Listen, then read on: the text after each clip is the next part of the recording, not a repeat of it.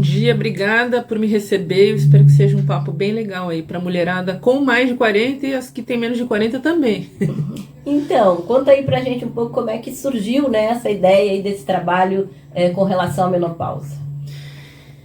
Então, eu sempre fui uma pessoa que gostava de desenhar, escrever e nos últimos, 15 anos eu comecei a estudar o tarô, né? Esse estudo do tarô começou quando eu já tinha 40 anos, então já estava nessa fase de transformações que daqui a pouquinho a gente conversa um pouquinho mais sobre isso.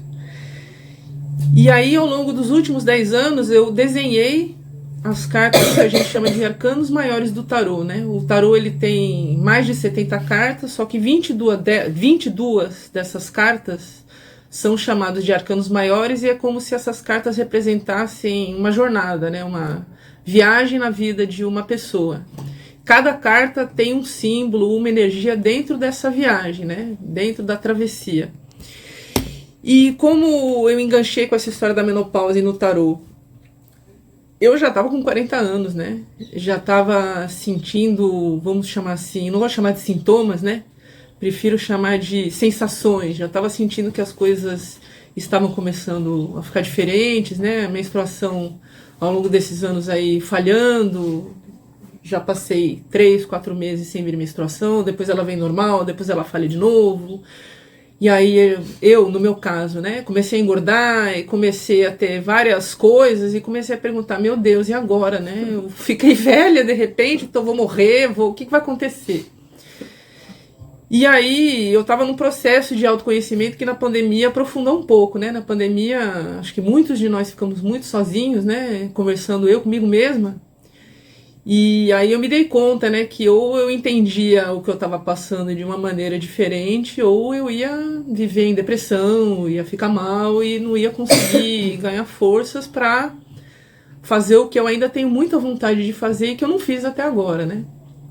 E aí foi isso que deu o tchan para começar a história de associar esses arcanos maiores do tarô com as fases que eu mesma estou passando e muitas mulheres vão passar na sua vida, né? Todos esses degraus aí da transformação para chegar à velhice, sem ter medo de ficar velha, porque todos vamos ficar se a gente passar dos 40, 50, né?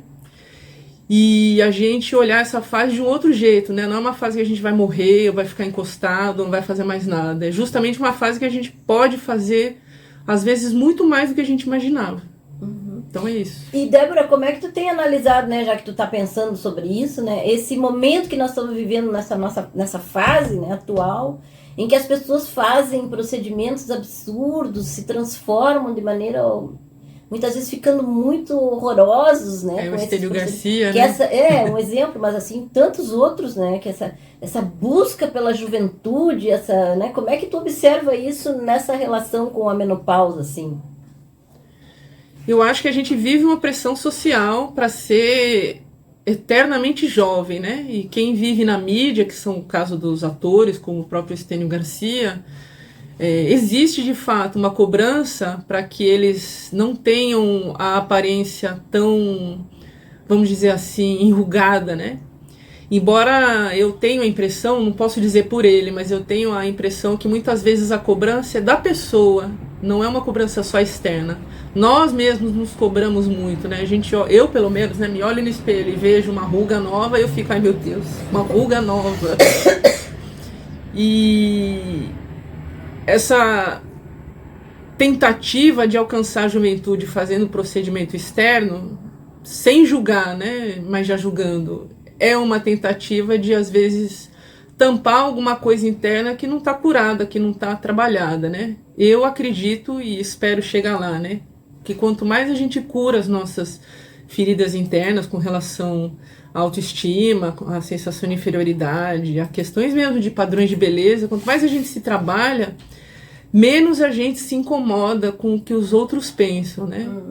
E mesmo que eu seja artista e viva da minha imagem, eu vou trabalhar com a minha imagem do jeito que eu chegar lá quando eu tiver 70, 80 anos, né? Mas eu entendo e eu, de certa forma, acho que todos nós nos sentimos assim, por mais que a gente se autotrabalhe, né? E como é que tu pretendes, né, fazer esse trabalho aí que tu chamas de amadurecer, né? Que é essa coisa de amadurecer e ao mesmo tempo se reinventar, né? Como é que, quais são os elementos, as ferramentas que tu tens para discutir isso com as mulheres?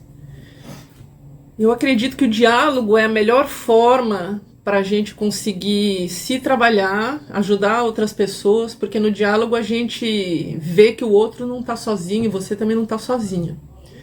Então a minha ideia é fazer uma série de encontros, começando primeiro no dia 22 de julho, vai ser aqui no Espaço Capora, aqui no Campeche. E nesse encontro só reunir mulheres com mais de 40 anos para a gente primeiro conversar sobre o que cada uma está sentindo nesse momento de vida. Eu tenho certeza que todas estão passando por algo, que vai desde os filhos saindo de casa até alguém está aposentando, mudando de profissão, né? 40 anos é uma época que... Acho que a crise começa nos 35, mas nos 40 você tá pulando as paredes para mudar, pelo amor de Deus, muda tudo. Tem que fazer alguma coisa de bom para mim, né? Então a gente conversar sobre isso e a gente fazer um trabalho de, vamos dizer assim, de meditação com o tarô. Então, fazendo uma tiragem coletiva com essas mulheres, tirando as cartas, descobrir o que cada carta representa naquele momento de vida dela, a gente trocar ideia sobre isso. E no final desse encontro a gente fazer um processo de construção coletiva que é uma pintura, né? Então todas as mulheres vão ser convidadas a pintar o que estão sentindo no mural. Quero fazer um muralzão grande de papel madeira e esse ser o resultado, vamos chamar assim, concreto das sensações reunidas daquelas mulheres, né? E aí a partir desse encontro promover uma série de outros encontros, espero fazer pelo menos mais uns 6, pelo menos um por mês. E entre esses encontros a gente ter leituras para fazer, né? Porque existem muitas mulheres como muita gente conhece essa autora, né? Clarissa Pinkola Estés, que escreveu aquele livro Mulheres que Correm com os Lobos. Eu vou confessar que eu não gosto muito desse livro, eu prefiro esse que chama Ciranda das Mulheres Sábias, e ela fala justamente dessa necessidade da gente entender que a velhice é uma oportunidade da gente encontrar com a mulher sábia e com a mulher jovem que mora dentro da gente. Então é por aí que eu quero trabalhar. Massa. E, Débora, para as pessoas que quiserem, né, participar desse encontro dia 22, como é que faz? Onde é que te procura? Tem que fazer inscrição? Como é que é o processo? Vai ter um processo de inscrição, mas quem quiser já saber mais, entrar em contato, conhecer o meu perfil, é só me procurar no Instagram, que é @amaducrescer. E o telefone, que eu sempre esqueço, meu telefone de Florianópolis, que é 48 9811 6793. Legal. E aí eu passo as informações também pelo WhatsApp.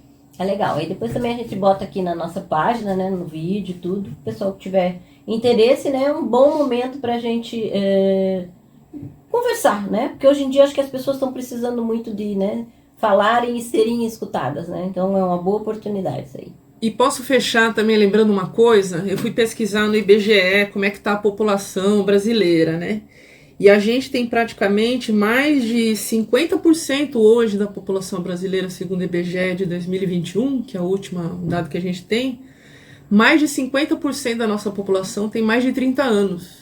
A população está envelhecendo, as mulheres vão ficar mais velhas, as mulheres vão passar por esse processo, então a gente precisa conversar sobre isso, dialogar, isso precisa também estar na saúde pública, né? Os médicos precisam atender a gente melhor, mas nós, cada uma, precisamos nos acolher nesse momento e entender que a gente não está sozinha. Tem muitas mulheres passando pela mesma coisa que a gente. E aí, no caso, a ferramenta que eu escolhi para trabalhar com as mulheres e ajudá-las é o tarô, né? Mas existem muitas outras ferramentas legais que podem ajudar a mulherada também.